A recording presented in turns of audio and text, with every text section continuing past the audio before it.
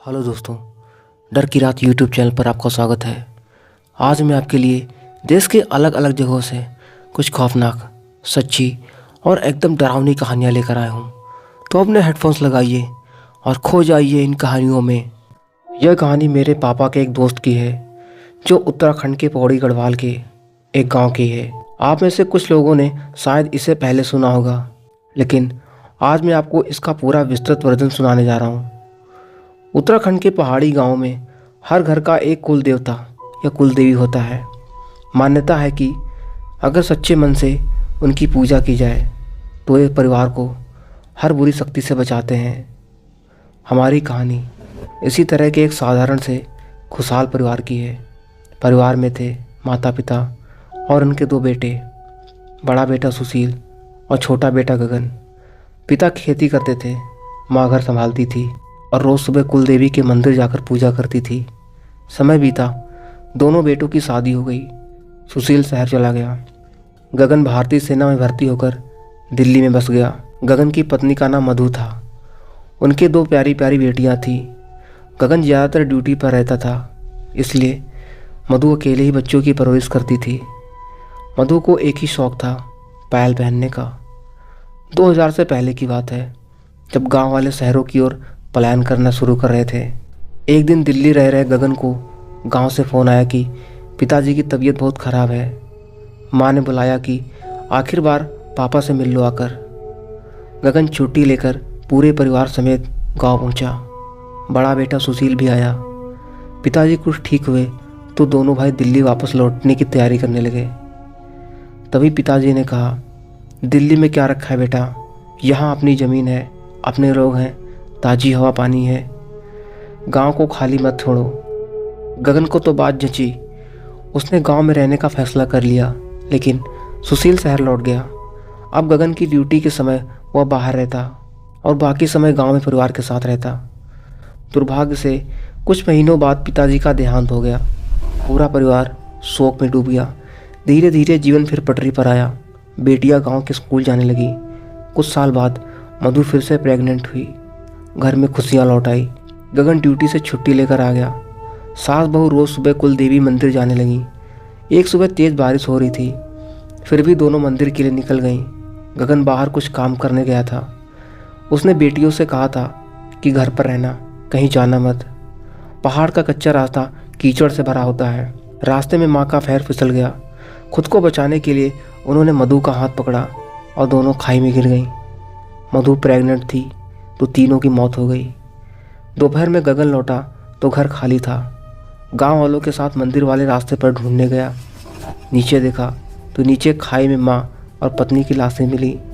फिसलने के निशान थे, लेकिन मधु की छाती की दाहिनी तरफ गहरे चाकू के निशान थे। खून बह रहा था।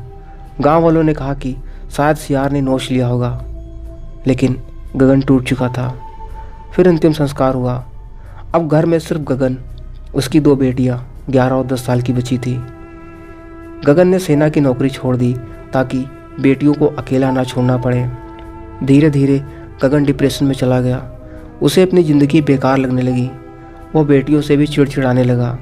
लेकिन समय बीता, बेटियां बड़ी हुई और घर खेती में हाथ बटाने लगी।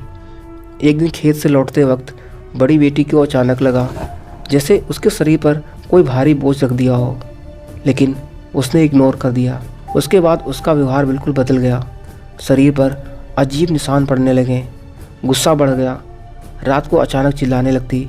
कभी दीवार को घूरती तो कभी किचन के दरवाजे पर सर पटकती। छोटी बेटी डर गई, लेकिन वो पापा से ज़्यादा डरती थी, इसलिए कुछ बोली नहीं। एक दिन गगन ने बड़ी बेटी की छाती की दाहिनी तरफ वही निशान देखे जो उस दिन मधु की लाश पर थे। वो देखकर घबरा गया और बेटी को मंदिर ले गया। पंडित जी ने पूजा शुरू की। जैसे ही बेटी की आंखों में देखा तो डर गए और बोले कि मसान। पौड़ी गढ़वाल में मसान का मतलब होता है खतरनाक भूत प्रेत जो किसी मकसद से शरीर में प्रवेश करते हैं और आसानी से नहीं छोड़ते। उसकी एक नज़र से लोग बीमार पड़ जाते हैं। पंडित जी डर के मारे भाग गए। बेटी की भी हालत बदतर होती गई। अब गांव में भी बात फैल चुकी थी। लोग गगन के घर के बाहर इकट्ठा हो गए और बोले कि गांव छोड़कर चले जाओ, वरना हम सब पर खतरा आ जाएगा। शायद कुलदेवी नाराज हैं। गगन के पास जाने को कोई जगह नहीं थी। उसने 1 हफ्ते का समय मांगा। भीड़ में पंडित जी ने देखा कि छोटी बेटी कुछ इशारा कर रही है। उन्होंने उसे अलग बुलाया। पहले तो बच्ची डरी, फिर जब भीड़ कम हुई तो आकर सारी सच्चाई बता दी। छोटी बेटी ने बताया, पापा को सेना की नौकरी से बहुत प्यार था। गांव आना बिल्कुल पसंद नहीं था। दादाजी ने सारी ज़मीन बड़े पापा सुशील को दे दी थी। पापा को लालच था। वो सोचकर आए थे कि आखिर समय में दादाजी का मन बदल जाएगा।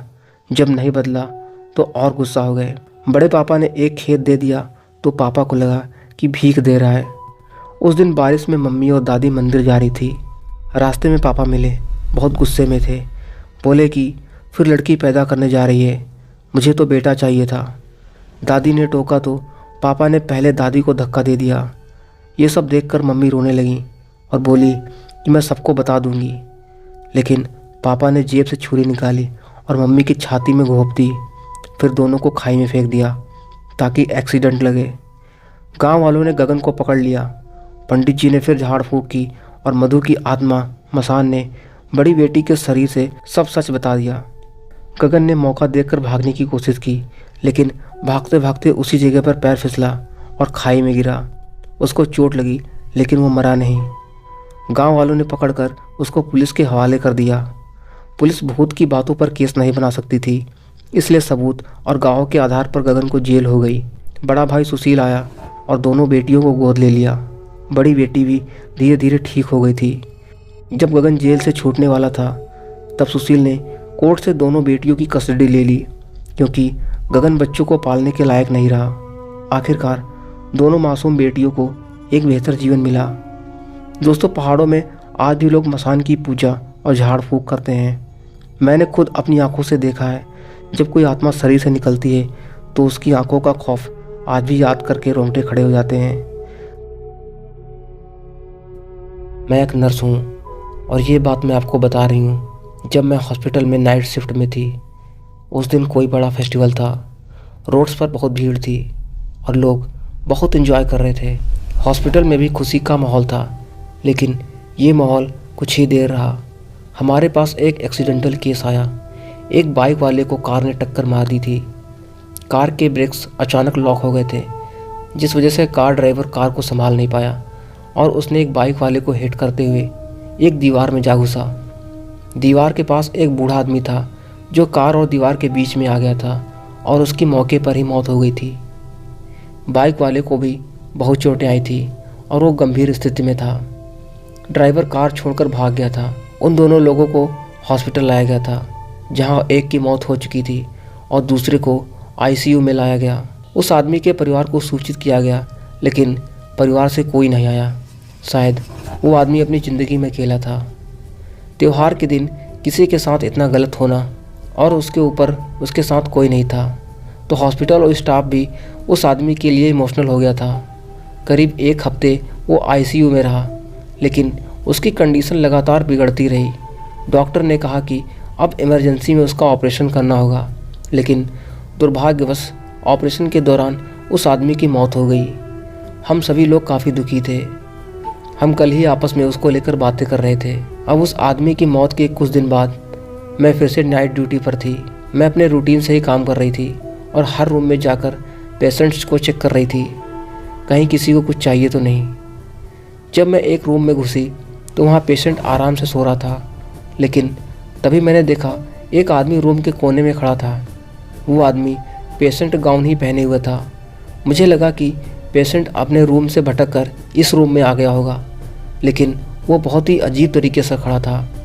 ना वो हिल रहा था, ना ही वो इधर उधर देख रहा था। वो बस एक ही जगह घूरे जा रहा था। मैंने उसे आवाज़ लगाई, लेकिन उसने कोई जवाब नहीं दिया। मैंने सोचा कि उसके पास जाकर उसकी मदद करूं, लेकिन जैसे ही मैं आगे की तरफ बढ़ी, मुझे पीछे से किसी के चिल्लाने की आवाज़ आई, रुको! मैं एकदम से रुक गई। मैंने पीछे मुड़कर देखा तो वहाँ मेरी कलीग खड़ी थी। उसने मुझसे फिर से कहा, आगे मत जाओ और वापस चलो। मैंने उससे कहा कि नहीं, इस पेशेंट को मदद की ज़रूरत है।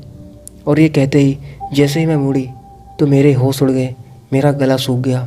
शायद मेरी सांसें भी उस वक्त थम गई थी। वो आदमी जहाँ खड़ा था, इस बार उसका मुंह दीवार की तरफ नहीं बल्कि मेरी तरफ था। और हाँ, आप सही समझे, वो और कोई नहीं बल्कि वही बाइक वाला था जिसकी कुछ दिनों पहले मौत हो गई थी। मेरी कलीग मुझे वहाँ से खींच कर ले गई, लेकिन मैं पूरी तरह सुन्न हो गई थी। मुझे अपने होशो हवास में आने में कुछ वक्त लगा, लेकिन आज भी उस दृश्य को सोचती हूँ तो मेरे रोंगटे खड़े हो जाते हैं। अभी ये कहानी लिखते वक्त भी मेरे रोंगटे खड़े हो गए हैं। मैं बस भगवान से प्रार्थना करती हूँ उस आदमी की आत्मा को शांति मिल जाए। ये घटना मेरे कॉलेज के सबसे बदमाश और हिम्मत वाले लड़कों के साथ हुई थी। हम लोग बापू बनारसी दास यूनिवर्सिटी लखनऊ में पढ़ते थे। कॉलेज चिन्हट में था। शहर की आखिरी बस स्टॉप के बाद भी करीब 2 किलोमीटर पैदल या ऑटो से जाना पड़ता था। कॉलेज से कुछ किलोमीटर दूर बाराबंकी था। वो इलाका ज़्यादातर जंगल और गाँवों से घिरा हुआ था। ये बात सर्दियों की है। मेरे 5 दोस्त गुड्डू, पंकज, चंदेल, पिट्टू और मनोज 2 बाइक्स पर बाराबंकी में एक दोस्त के शादी में गए थे। एक बाइक पर मनोज, गुड्डू और पंकज थे, दूसरी पर चंदेल और बिट्टू। शाम हो रही थी, इसलिए उन्होंने खेतों के बीच वाली पगडंडी से शॉर्टकट ले लिया। आधा किलोमीटर चलने के बाद एक छोटी पुलिया के पास उन्हें एक बहुत छोटा बच्चा अकेला खेलता दिखा। सूरज डूबने का वक्त था। सर्दी में जल्दी अंधेरा हो जाता है, तो गुड्डू ने 2-3 बार आवाज़ लगाई कि कोई है क्या बच्चे के साथ। अचानक पास के जंगल से एक बहुत बूढ़ा आदमी निकला और बोला, ये मेरा बच्चा है, हम अभी जा रहे हैं। उसके पास साइकिल थी। उसने बच्चे को गोद में उठाया और बच्चे का मुंह मेरे दोस्तों की तरफ रहा और साइकिल चलाने लगा। मेरे दोस्तों ने सोचा कि थोड़ी दूर तक बाइक की लाइट देकर मदद कर देते हैं, इसलिए पीछे पीछे चलने लगे। 5 मिनट बाद बच्चे की आंखें एकदम स्थिर हो गई थी और सीधे उन सबको घूर रही थी। गुड्डू ने मुझे बाद में बताया कि करीब 15 से 20 मिनट तक बच्चे के चेहरे पर एक अजीब शरारती मुस्कान थी। इतने छोटे बच्चे के लिए ये बिल्कुल नॉर्मल नहीं था, जैसे कि सब लोग सम्मोहित हो चुके थे। फिर अचानक बूढ़ा आदमी दूसरी तरफ मुड़ा और गहरे जंगल की ओर चला गया। मेरे दोस्त बिना सोचे पीछे पीछे चलते रहे। करीब 20 मिनट बाद रास्ता इतना सकरा हो गया कि एक समय में सिर्फ एक बाइक निकल सकती थी। जैसे ही बाइक्स एक दूसरे को क्रॉस कर रही थी, चंदेल की नज़र उस बच्चे से हटी। तभी उसका होश ठिकाने आया। उसने देखा कि चारों तरफ घना जंगल शुरू हो चुका है और बच्चे के पैर अब सामान्य से काफ़ी लंबे थे और वो दुष्टता से मुस्कुरा रहा था। चंदेल चिल्लाया, गुड्डू साले रुक जा। गुड्डू का भी सम्मोहन टूटा, अब क्योंकि ये लड़के कॉलेज के सबसे बड़े दबंग थे। गुड्डू की जेब में पिस्तौल थी। उसने तुरंत पिस्तौल निकाली और फायर कर दिया। लेकिन हैरानी की बात यह थी कि वो बूढ़ा आदमी साइकिल समेत पलक झपकते ही गायब हो गया।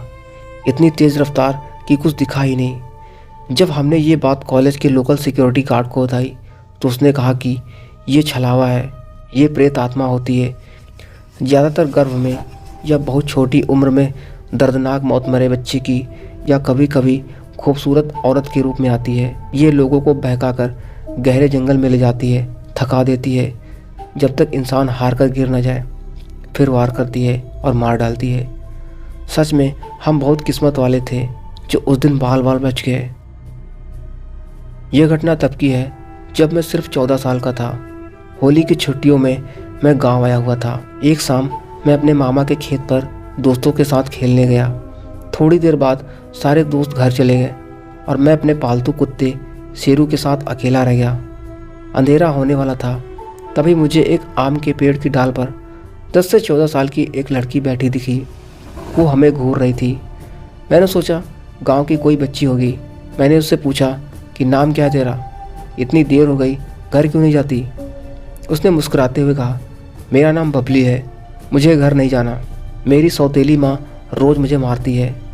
मैंने ज़्यादा ध्यान नहीं दिया और शेरू को लेकर घर लौट आया। अगले दिन फिर वही जगह, फिर वही पेड़, लेकिन इस बार बबली उल्टी खड़ी थी, सिर नीचे और पैर ऊपर। मैं हैरान होकर बोला, ऐसी उल्टी क्यों खड़ी हो? वो अचानक सीधी हुई और ज़ोर ज़ोर से हंसने लगी। फिर बोली, चल मेरे साथ, मेरे नए घर चलेगा? मैंने पूछा, नया घर कहाँ है? उसने पास के तालाब की तरफ उंगली दिखाई और बोली, वहाँ, वो मेरा नया घर है। मैं ज़ोर से हंस पड़ा। ये सुनकर वो गुस्सा हो गई और पलक झपकते ही गायब हो गई। मैं और शेरू डर के मारे दौड़ते हुए घर पहुँचे। माँ और मामा को सारी बात बताई। दोनों ने पहले तो मुझे बहुत डांटा, फिर सच बताया। 3 साल पहले इसी तालाब में एक लड़की डूब कर मर गई थी। नाम था बबली। गांव वालों का कहना था कि उसकी सौतेली माँ ने उसे धक्का दे दिया था। तब से कई लोग उस तालाब के पास बबली का भूत देखते हैं। अब मैं 34 साल का हूँ। पिछले साल फिर गांव गया था। अब गांव वाले कहते हैं कि उसी तालाब के पास बबली की सौतेली माँ का भी साया दिखता है। कुछ समय पहले वो रहस्यमयी हालत में उसी तालाब के किनारे मरी हुई मिली थी।